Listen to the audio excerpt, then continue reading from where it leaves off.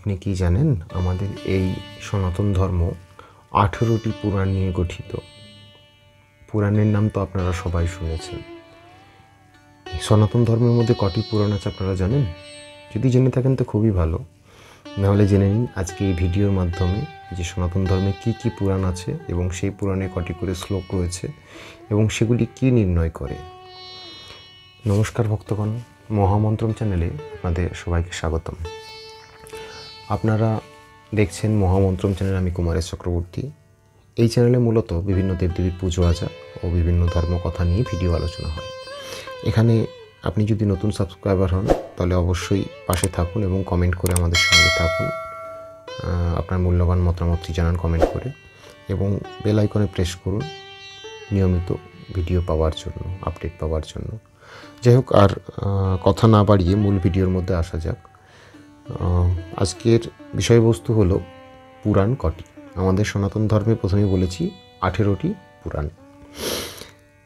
এই 18টি পুরাণ নিয়ে তৈরি হয়েছে আমাদের এই সনাতন ধর্ম। এইসব পুরাতন 18টি পুরাণকে যদি আমরা সন্ধি বিচ্ছেদ করি তা এগুলোর মধ্যে আসে এই জগতের সৃষ্টি। প্রথমেই আসে এই জগতের সৃষ্টি। এই পৃথিবী কীভাবে তৈরি হয়েছে, ধরা কীভাবে তৈরি হয়েছে, সেই সৃষ্টি নিয়ে প্রথম পুরাণ গঠিত হয়। এই পুরাণের মধ্যে 18টি পুরাণের মধ্যে যে আমাদের দেবদেবী রয়েছে, যত দেবদেবী রয়েছে 18টি পুরাণের মধ্যে গঠিত আছে। তাদের নির্ণয় বর্ণনা রয়েছে। যা যা রাজবংশ ছিল, একদম পাল থেকে রাষ্ট্রকূট থেকে যা যা আপনারা ইতিহাসে পড়েছেন বা যা পড়েননি তা কিন্তু এই পুরাণে পাবেন আপনি। যা যা জ্যোতির্বিদ্যা আপনারা প্রতিনিয়ত দেখেন, তন্ত্রমন্ত্র, জ্যোতির্বিদ্যা, কালো জাদু, যা যা দেখেন এই 18টি পুরাণের মধ্যে আপনারা পাবেন। যা যা চিকিৎসা বিজ্ঞান এখন পর্যন্ত আবিষ্কার হয়েছে বা ভবিষ্যতে আবিষ্কার হবে তা কিন্তু এই 18টি পুরাণের মধ্যে অবস্থিত। যা যা ধর্মীয় জ্ঞান, যা যা তত্ত্বকথা, যা ভগবত দর্শন, যা যা কিছু আপনি পৃথিবীর মধ্যে সনাতন ধর্মের মধ্যে লক্ষ্য করতে পারেন বা আপনার জীবন কাটাবার জন্য আপনি অবলম্বন বলে মনে করেন, তাহা কিন্তু এই 18টি পুরাণ থেকেই নির্ণয় করা হয়। তো আজকে এই ভিডিওর মধ্যে, মহামন্ত্রম চ্যানেলে এই ভিডিওর মধ্যে আলোচনা করব 18টি পুরাণের নাম কী কী এবং এই 18টি পুরাণের মধ্যে কটি করে শ্লোক রয়েছে এবং মহাপুরাণ কী।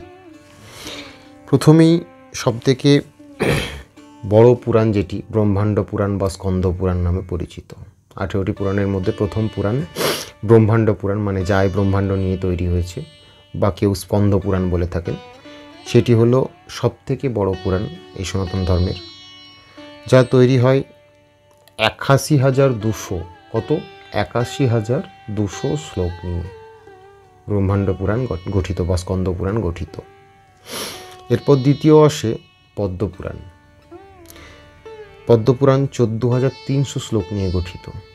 পদ্মপুরাণ 14,300 শ্লোক নিয়ে গঠিত। পদ্মপুরাণ রচনা হয়েছে মা মনসা কাব্য বা বৈদিক যা আচার আচরণ আমাদের সমাজে রয়েছে, বৈদিক আচার আচরণ, মনসা কাব্য বা বৈদিক আচার আচরণ নিয়ে পদ্মপুরাণ গঠিত। এরপর আসি বিষ্ণুপুরাণ। বিষ্ণুপুরাণ 25,000 শ্লোক নিয়ে গঠিত। 25,000। বিষ্ণুপুরাণের মধ্যে বিষ্ণুর দশম অবতার, বিষ্ণুর দর্শন, মা লক্ষ্মীর পাতাল প্রবেশ, সব কিছু আপনি বিষ্ণুপুরাণের মধ্যে পাবেন। আচ্ছা, শিবপুরাণ। শিবপুরাণ 24,000 শ্লোক নিয়ে গঠিত। শিবপুরাণের মধ্যে আপনি পাবেন শিব কীভাবে দেবাদিদেব মহাদেব হয়ে উঠলেন, তার রচনা, দক্ষের যজ্ঞ ইত্যাদি শিবের বিভিন্ন তত্ত্ব আপনি পেয়ে যাবেন শিবপুরাণের মধ্যে। লিঙ্গপুরাণ। লিঙ্গপুরাণের মধ্যে 11,000 আপনি শ্লোক পাবেন। 11,000 শ্লোক নিয়ে গঠিত এই লিঙ্গপুরাণ। লিঙ্গপুরাণের মধ্যে আপনি নৃসিংহদেবের কিছু কাহিনী, মানে বিষ্ণুরই এক অবতার নৃসিংহদেবের এক কাহিনী আপনি পাবেন। এছাড়াও পাবেন নারদ পুরাণ। নারদ পুরাণ মানে সেই নারদ ঋষি বা বিষ্ণু নিয়েই গঠিত, নারায়ণ নিয়েই গঠিত। এতে 25,000 আপনি শ্লোক পাবেন।